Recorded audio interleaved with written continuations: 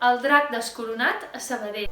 Hi havia una vegada a Sabadell un monstre petit, verd i fastigós que tenia atemorits a tots els que vivien a la ciutat. El monstre, que era més petit que una puça, era molt ferotge i feia mal per allà on passava. Es creia el rei del món i lluïa una corona daurada carregada de diamants i una mica ridícula.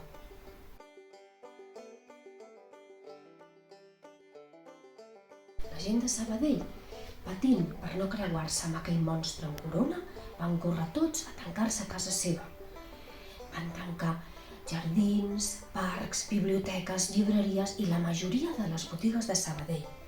Si el monstre t'enxampava, et podies posar malalt molts dies. Als carrers, la primavera començava a explotar a tort i a dret. Flors de 1000 colors naixien cada dia i omplien de bona olor els carrers de la ciutat, que era buida.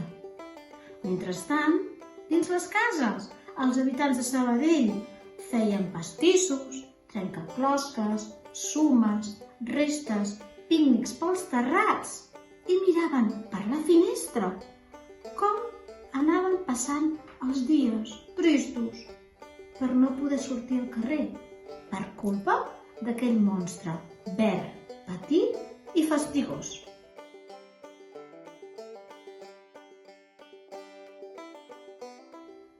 Però no tothom estava tancat a casa seva.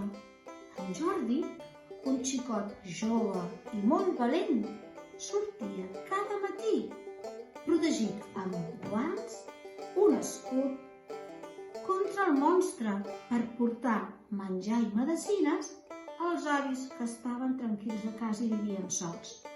Tothom li estava molt agraït i li donava les gràcies per tot el que feia i per ser tan i tan valent.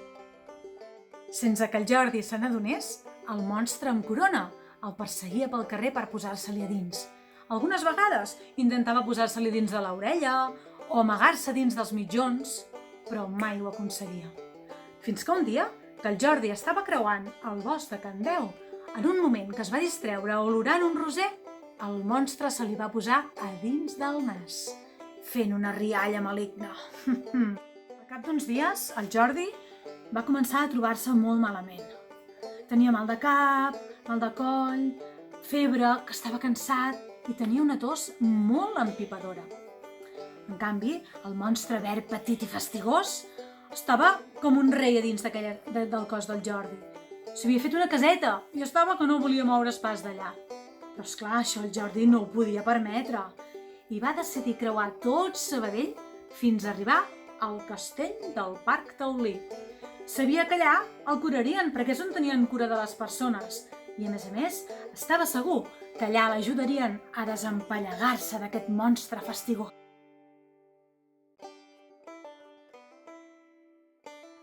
Al castell hi treballava la Cleo, una doctora que era coneguda pel seu bon humor i per sempre trobar els remeis de les malalties més estranyes. Aquell matí, quan va visitar en Jordi a l'habitació i el va veure tan malalt i tan ensopit, va decidir que trobaria la manera de matar aquell monstre amb corona. Però com s'ho faria? Així que la Cleo li va preguntar a en Jordi: «Jordi, que et ve de gust alguna cosa per esmorzar? Ui, avui no tinc gaire gana. I escolta'm, i si et canto una cançó? Ui, és que em fa massa mal de cap. Ja ho tinc, i si t'explico un conte? Oh, això seria perfecte, moltes gràcies». I així ho va fer. Aquell matí, que era un dimarts, la Cleo li va explicar a en Jordi el conte de Hansel i Gretel. Mentre els protagonistes passejaven pel bosc, al Jordi també li va semblar que passejava pel bosc de Can Deu i per uns instants tots els mals li van desaparèixer. Aquell monstre petit, verd i fastigós que vivia dins del Jordi, per uns moments va notar una punxada dins del cor, però no li va donar gaire importància.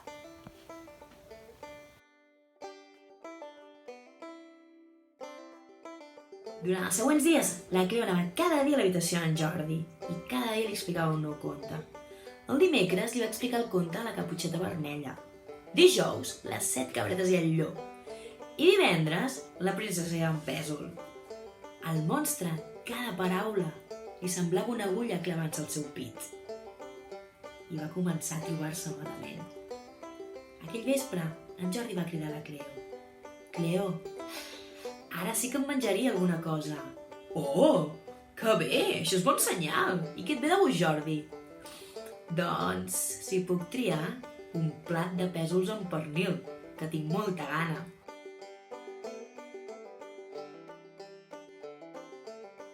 Dissabte, la Cleo li va explicar el conte del peixet d'or. I en Jordi va somiar tota la nit que navegava pel mar i que la brisa li acaronava els seus cabells i la mar salada li mullava la cara. En aquells moments, el monstre s'encongia, es feia encara més petit. El diumenge, la Cleo i en Jordi no es van poder veure a l'habitació del castell, però la Cleo li va fer una videotrucada per explicar-li el conte d'aquell dia. Era el conte de la Rínxols d'or.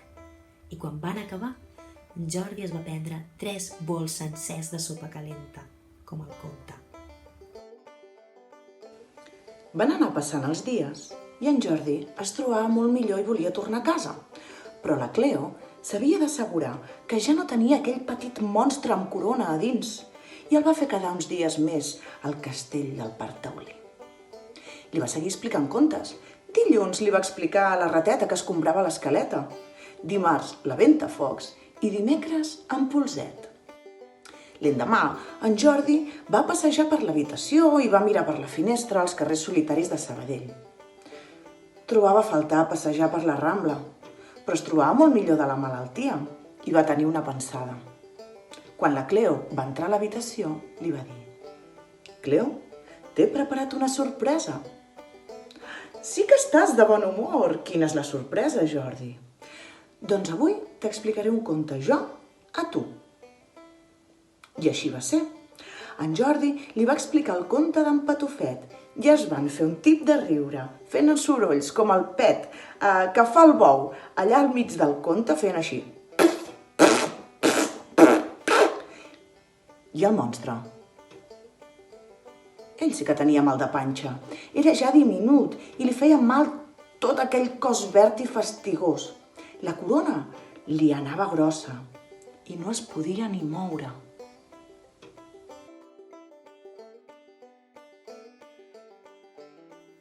Ja tornava a ser divendres. La Cleo portava una maleta plena de contes per explicar-li al Jordi. Aquest cap de setmana tocava en Peter Pan, el flautista de Hamelin, la rateta que escombrava l'escaleta. Cada vegada tenia més pràctica i ella feia les veuetes dels personatges i ell també.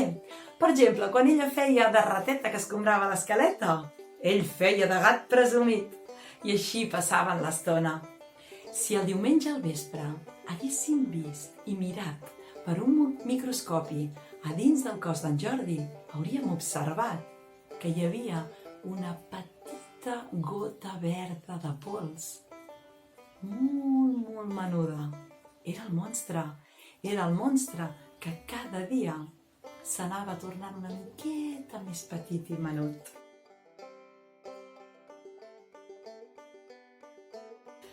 L'endemà la Cleo tenia moltes ganes d'anar a veure en Jordi. Sabeu què? Li anava a donar una gran notícia. Sí? Sabeu quina era? S'havia curat. Us imagineu?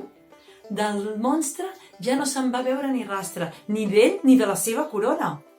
En Jordi estava tan content que en senyal d'agraïment va tenir una pensada. Havia estat veient com creixia un roser a les parets de la Torre de l'Aigua. Va agafar la rosa més bonica i li van a regalar a la Cleo. Bé, la rosa, un dolç petó i una gran abraçada. Però la Cleo li va dir: «Ei, jo tinc un altre regal per tu, l'últim conte. Prepara les orelles, que te l'explico», li va dir. Li va explicar... Sabeu quin conte li va explicar? La llegenda d'en Sant Jordi.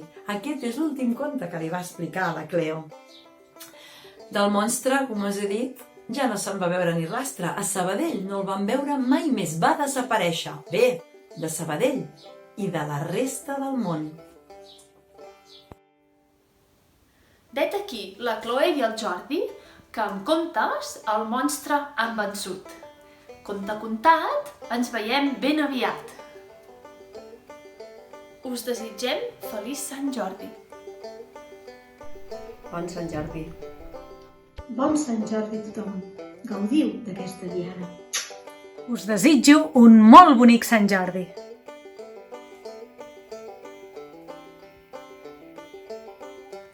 Feliç Sant Jordi. Us desitjo que tingueu un feliç Sant Jordi.